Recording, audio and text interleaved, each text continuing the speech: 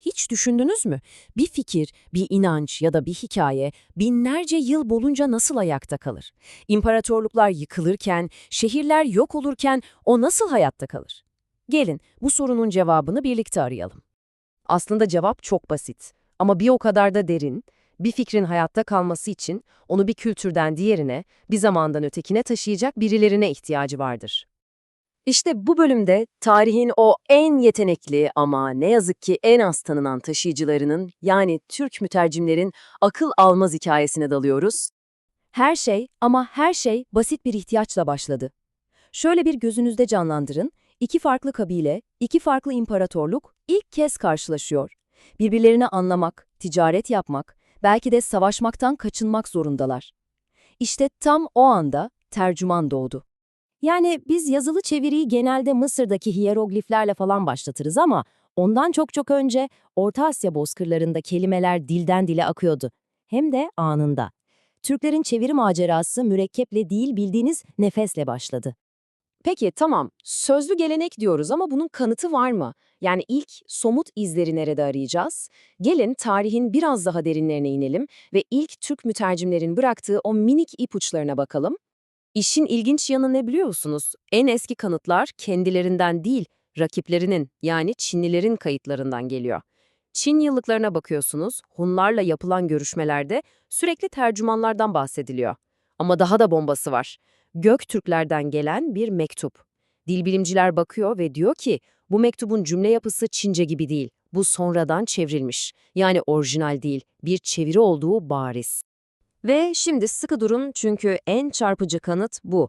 Eski Çince'de tercüman anlamına gelen kelimenin kökeni bizim eski Türkçedeki taymek, yani demek fiili. Düşünebiliyor musunuz? Bu Çinlilerin tercümanlık kavramını büyük ihtimalle Türklerden öğrendiği anlamına geliyor. Sanki dilin içine gizlenmiş bir tarih fosili gibi. İnanılmaz.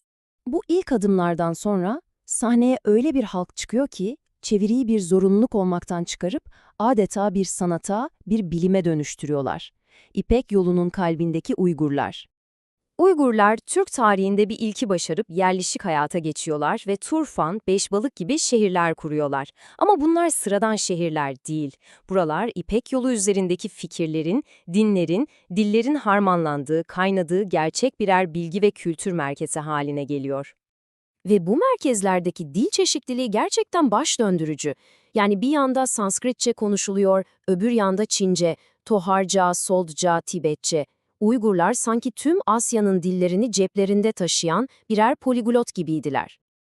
Ama durun, olay sadece konuşmakla bitmiyor. Asıl inanılmaz olan bu dillerin yazı sistemlerine de hakim olmaları. Kendi Uygur alfabelerinden tutun da Çin karakterlerine, Tibet yazısına, hatta Süryani alfabesine kadar. Bu ne demek biliyor musunuz? Bu onlara sadece diller arasında değil, medeniyetlerin yazı sistemleri arasında da köprü kurma gücü veriyordu. Peki, bu kadar değil, bu kadar alfabe bilgisi. Bütün bu inanılmaz yetenekler ne yaptılar? Oturup insanlık tarihinin en büyük entelektüel projelerinden birine giriştiler. Devasa bir inanç sistemini bütün külliyatıyla kendi dillerine aktarmaya. Bakın, grafikteki oran çok net. Yaptıkları çevirilerin tam %75'i Budist metinler. Ama bu basit bir metin çevirisi değil. Bu koca bir felsefeyi, yepyeni bir dünya görüşünü alıp Türk kültürüne adapte etme, onu yeniden yoğurma projesiydi. Ve işin boyutları gerçekten devasa. Budizmin 3 sepet denen bütün ana kaynaklarını çeviriyorlar. Yani hem halka anlatılan basit hikayeleri, sutraları, hem rahiplerin uyması gereken katı kuralları, vinayaları, hem de en ağır, en karmaşık felsefi metinleri, abhidharmaları, hiçbirini atlamıyorlar. İşte bu projenin asıl devrim niteliğindeki sonucu da burada ortaya çıkıyor. Budist felsefesindeki o soyut kavramları, mesela nirvana gibi, karma gibi şeyleri Türkçe'de ifade edecek kelimeler yok. Ne yapıyorlar? Yeni kelimeler yaratıyorlar, kelimelere yeni anlamlar yüklüyorlar. Ve bu süreçte farkında olmadan Türkçeyi bir bozkır dilinden alıp en derin felsefi tartışmaların yapılabileceği bir bilim diline dönüştürüyorlar. Tabii bu ustalık bir gecede kazanılmadı. Yüzyıllar süren bir evrim var ortada. Çeviriye yaklaşımları, kelimesi kelimesine bir aktarımcılıktan metnin ruhunu yakalayan gerçek bir sanata dönüştü. Bu evrimi çok net görebiliyoruz. Bakın, 8. yüzyılda daha işin başındalar. Kutsal metne saygılarından dolayı kelimesi kelimesine satır satır çeviriyorlar. Sonra 9. yüzyılda bir atılım yaşanıyor. Maitreizm gibi eserlerle artık sadece kelimeleri değil, cümlenin anlamını ve akışını yakalamaya başlıyorlar. Ve 10. yüzyıla gelindiğinde altın yaruk yani altın ışık sutrası gibi başyapıtlarla artık zirveye ulaşıyorlar. Çeviri tamamen özgür, kendinden emin ve sanatsal bir hal alıyor. İşte bu sanatsal zirvenin bir de simge ismi var. Beşbalık şehrinden gelen büyük alim Shinkosheli Tutung. Bu adam sadece bir mütercim değil, o bir yorumcu, bir edebiyatçı, bir sanatçı. Onun dehasını şu küçücük örnekte bile görmek mümkün. Bakın, orijinal Çince metin ne kadar düz, ne kadar sıradan. Deprem oldu. Bu kadar. Peki Shunkov'unu nasıl çeviriyor? O bu kuru ifadeyi alıp adeta bir şiire dönüştürüyor. Diyor ki, o erdemli davranış karşısında göklerden çiçekler yağdı, yeryüzünün kendisi bile hayranlıkla titredi. İşte bu kelime çevirmek değil, bu duyguyu, o anın ruhunu çevirmektir. Peki sonra ne oldu? Uygur devleti yıkıldı, şehirler el değiştirdi. Bu inanılmaz birikim, bu kelime mirası yok mu oldu? Hayır. Kelimelerin mirası, onu yaratan devletlerden çok daha dayanıklı çıktı.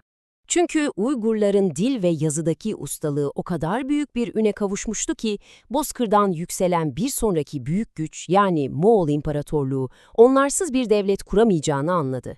Uygur alimleri ve katipleri Cengiz Han ve torunlarının kurduğu devasa imparatorluğun adeta beyni, hafızası ve idari omurgası oldular. Moğol sarayında kilit roller oynadılar. Mesela Anzan, bizzat Cengiz Han için Çince ve Moğolca arasında çeviriler yapıyor. Karun Adas, Budizmin önemli metinlerini bu kez Moğolca'ya aktarıyor. Hatta Kubilay Han, Pekin'de içinde Uygur ustaların da olduğu resmi bir tercüme komisyonu bile kurduruyor. Yani devletin resmi dili, yazısı, kültürü Uygurların elinde şekilleniyor. Sonuç olarak Uygurların hikayesi bize basit ama çok güçlü bir gerçeği gösteriyor. En büyük çevirmenler sadece kelimeleri değiştirmezler. Onlar kelimelerle dünyalar inşa ederler. Onlar, medeniyetler arasında köprüler kuran isimsiz mimarlardı. Ve bu inanılmaz hikaye bizi bugüne, kendimize dair bir soruyla baş başa bırakıyor. Peki ya biz? Bizler bugünün dünyasından geleceğe bir şeyler aktaracak olsaydık, 1000 yıl sonrasına hangi fikirlerin, hangi bilgilerin taşınmaya değer olduğuna karar verirdik? Geleceğin çevirmenleri biz olsaydık neyi kurtarırdık?